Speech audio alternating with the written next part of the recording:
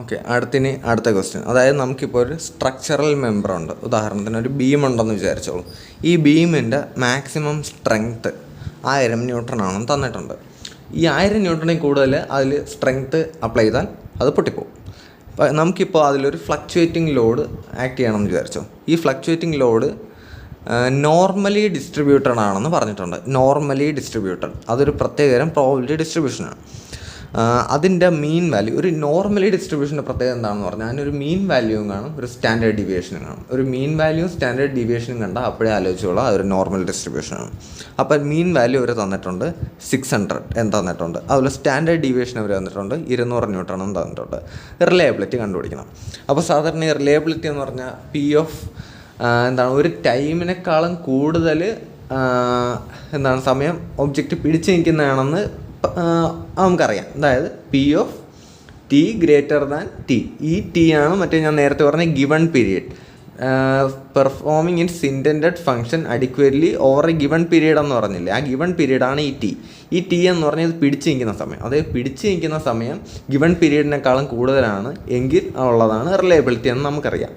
അപ്പം നമ്മൾ ആലോചിക്കും ഇവിടെ ഗ്രേറ്റർ ദാൻ ആണല്ലോ വരുന്നതെന്ന് ആലോചിക്കും. പക്ഷെ അങ്ങനെ ഇവിടെ ആലോചിക്കരുത്. കാര്യം നമ്മളെപ്പോഴും ഒരു ക്വസ്റ്റ്യൻ കാണുമ്പോൾ അതിൻ്റെ മീനിങ് നോക്കിയിട്ട് ആലോചിച്ചാൽ നമുക്ക് ഗ്രേറ്റർ ദാൻ ലെസ് ദാൻ മാറിപ്പോവില്ല. ഇവിടെ പറയുന്നത് എന്താണ്, 1000 ന്യൂട്ടണാണ് ഇതിൻ്റെ സ്ട്രെങ്ത് ഉള്ളത്, 600 മീൻ, ഡീവിയേഷൻ 200. നമുക്ക് എന്താ കണ്ടുപിടിക്കേണ്ടത്? റിലയബിലിറ്റി എന്ന് പറഞ്ഞാൽ നമ്മൾ മീനിങ് ആലോചിക്കുമ്പോൾ റിലയബിലിറ്റി എന്താ, പ്രോഡക്റ്റ് അല്ലെങ്കിൽ ഒബ്ജക്റ്റ് ഫെയിലാവാൻ പാടില്ല. ഇവിടെ എപ്പോഴാണ് ഫെയിലാവുന്നത്? 1000 കൂടുതലാകുമ്പോൾ ഫെയിലാവും.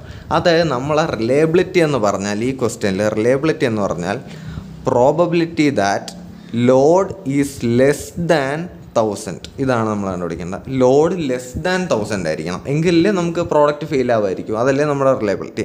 അപ്പോൾ P of load less than 1000. അതായത് നമുക്ക് ഈ നോർമൽ ഡിസ്ട്രിബ്യൂഷനിൽ എങ്ങനെയാണ് കണ്ടുപിടിക്കുന്നത് പറഞ്ഞാൽ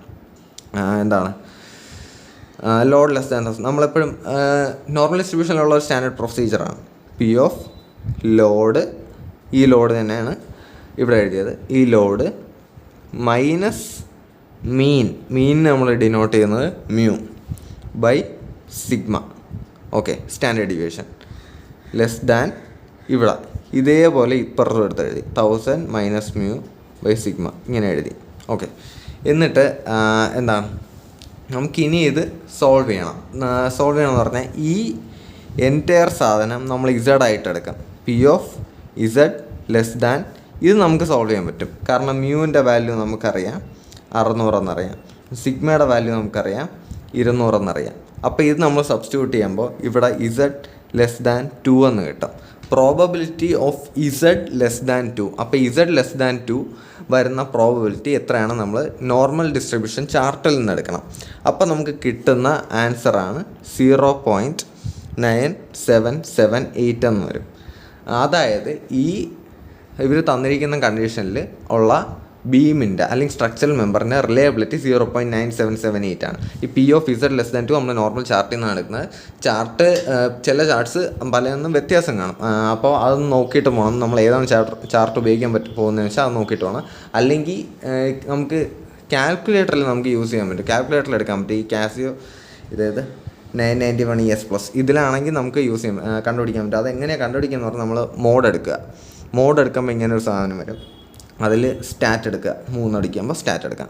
എന്നിട്ട് AC കൊടുക്കണം. AC കൊടുക്കുമ്പോൾ ബാക്കിൽ പോകും. എന്നിട്ട് ഷിഫ്റ്റ് അടിച്ചിട്ട് ഇവിടെ 1ൻ്റെ മുകളിൽ സ്റ്റാറ്റ് എന്ന് എഴുതിയിട്ടുണ്ട്. അപ്പോൾ ഷിഫ്റ്റ് അടിച്ചിട്ട് 1 പ്രസ് ചെയ്യുക. അപ്പോൾ ഇങ്ങനെ വരും.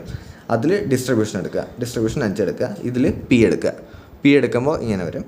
എന്നിട്ട് Pക്ക് നമുക്ക് കണ്ടുപിടിക്കേണ്ടത് P of Z less than 2 അല്ലേ. അപ്പോൾ 2 അടിച്ചു കൊടുക്കുക, ഈക്വൽ ടു അടിച്ചു കൊടുക്കുക, 0.977 വന്നു. ഇതാണ് നമ്മുടെ ആൻസർ. ഇങ്ങനെയും ചെയ്യാം, അല്ലെങ്കിൽ ചാർട്ടിൽ നിന്ന് എടുക്കുക.